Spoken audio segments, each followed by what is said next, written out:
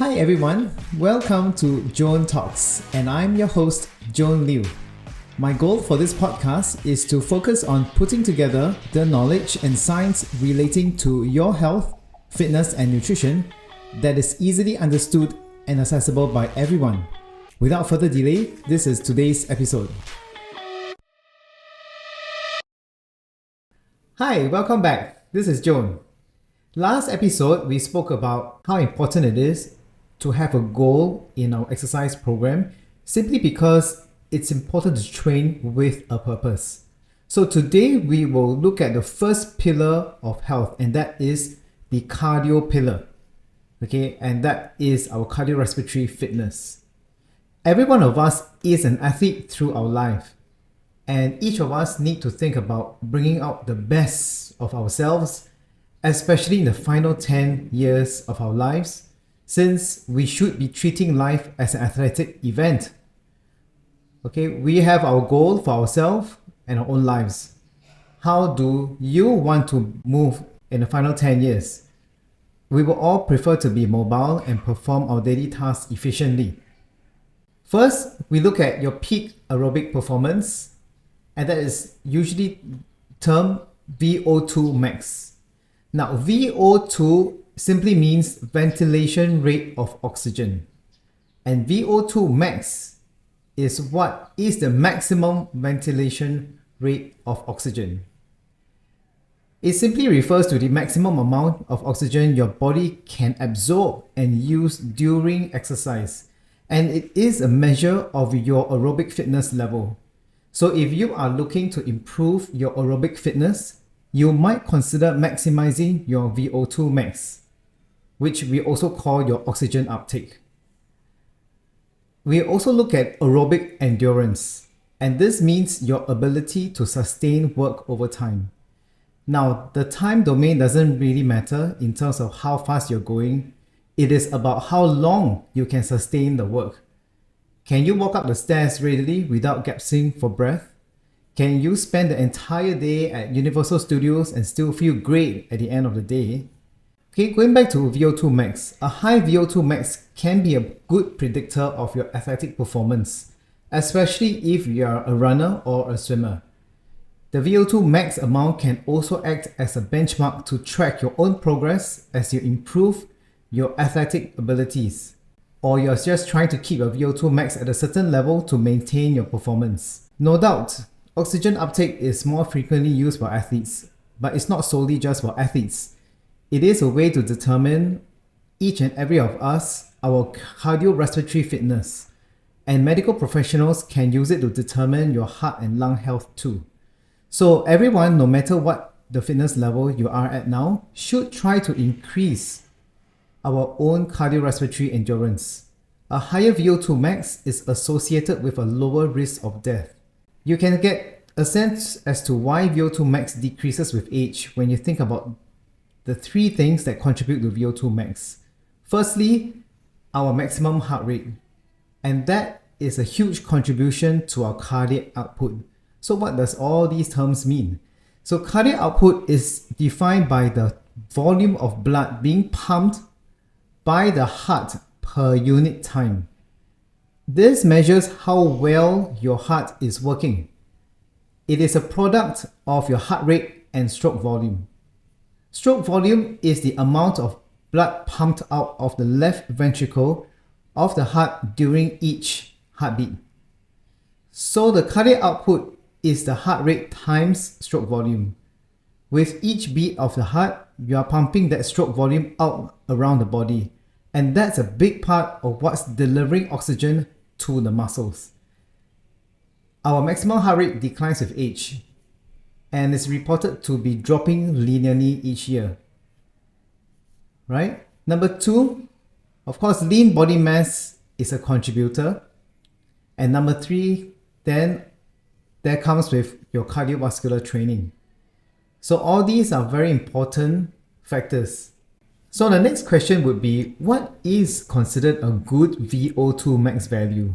Now, the VO2 max depends on a few key factors, and that includes your age, gender, fitness level, elevation level you're at, such as are you at the sea level or you're high up in the mountains.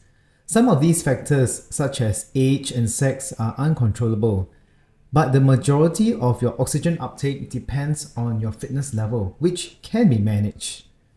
There was a study done in 2018 that shows that increasing your VO2 max can improve the delivery and use of oxygen by your body, maintaining your health and physical fitness well into your later years. I will include the link of the study in the description box on my YouTube channel, so you can go and take a look. I will also include the tables that shows the typical VO2 max for people in both genders. Now, how do you then measure your VO2 max? There are two ways to get it done.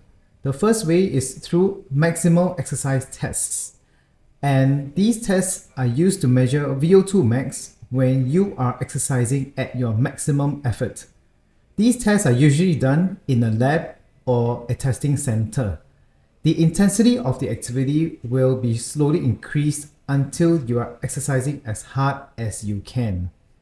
You'll be required to wear a mask, and you will need to breathe into a mask as you run on a treadmill or ride on a stationary bike.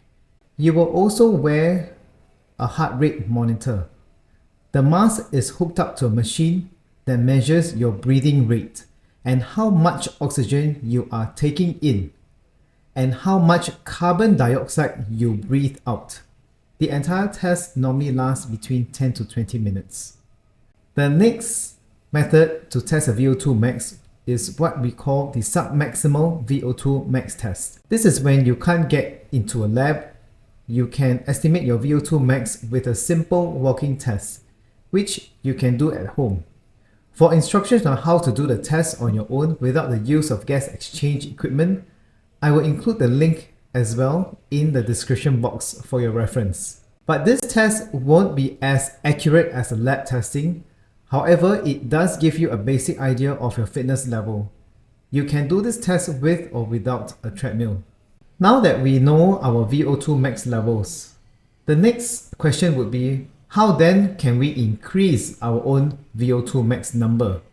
Because we know that as we get older, our VO2 max typically declines. Well, there is quite a lot to do in order to keep our VO2 max levels at the optimal and at the desired fitness level that we aspire to be. A study done in 2016 found that even occasional intense workout can help improve our own VO2 max levels. Here are some suggestions. The first one would be to perform high intensity interval training. Okay, and this consists of doing just several minutes of intense aerobic exercise. Okay, for example, cycling on a stationary bike. Reduce the intensity for a few minutes and up the intensity again. Okay, you can do in different intervals. The next option is to switch up aerobic activities in a single workout. So you can start with cycling and then you can go into swimming and then running and so on. Rest in between each activity. Next suggestion, we can perform any cardio activity. While intensity is what improves VO2 max levels, any cardio exercise that is not a stroll should improve cardiorespiratory fitness and VO2 max in sedentary people.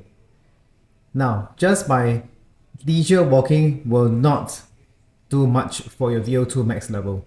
So you will need to up your intensity level and keep telling yourself that I want to walk faster. Okay, it needs more effort. And third, perform a tremendous amount of work over a longer period of time. For example, some people aspire to run half marathon for the first time. Okay, these are examples of endurance. And of course, not forgetting being able to hold in a sustained position over time. Simple things like, are you able to sit in your chair and have a perfect posture throughout the entire day? Are you able to stand in line for 30 minutes and maintain in that position without slouching? Right? If you can handle all these very well, you will feel that you are in fantastic shape. Hence, endurance is all about fatigue management and energy production. All of each has different points of failure. Some may be energy production and some may be mechanical.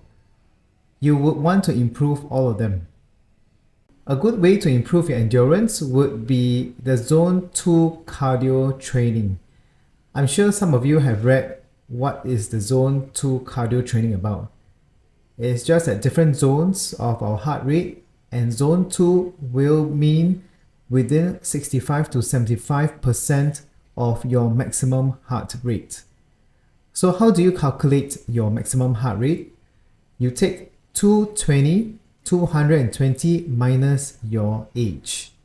That's a classic formula, but these days there is also another revised age-based formula, and that is 208 minus 0.7 times your age. However, this is still based on a statistical analysis of large numbers of other people's test results. Regardless of which formula you use, at least you will get a good gauge on what would be the number range that you should be working within. So what happens if you don't have a wearable device to track your heart rate? You can still do your training zones by another approach using the box rating of perceived exertion. As you try to exercise harder, you can feel the rate of your perceived exertion going up. The box rating of perceived exertion starts from a rating of 6, which means no exertion at all, up to number 20, and that's perceiving a maximal exertion on your part.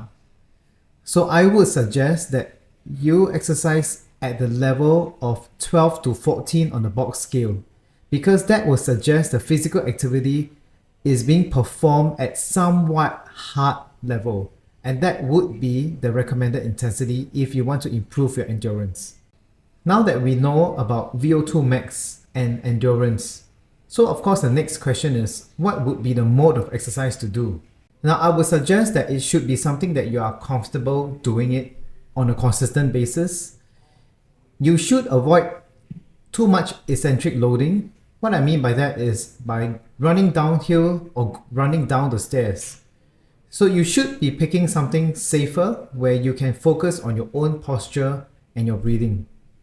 If you choose to do your aerobic training indoors, which equipment would be the most suitable? I would think a treadmill would be best for most people who are starting out.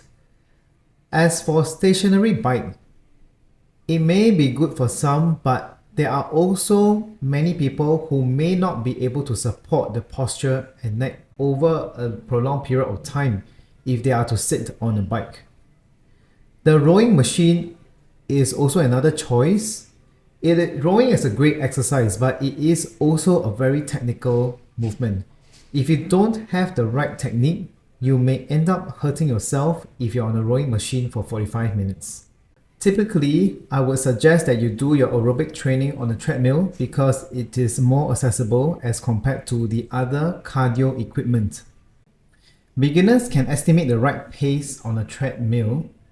Okay, a good approach would be to get into the velocity up to the point of your maximum efficiency.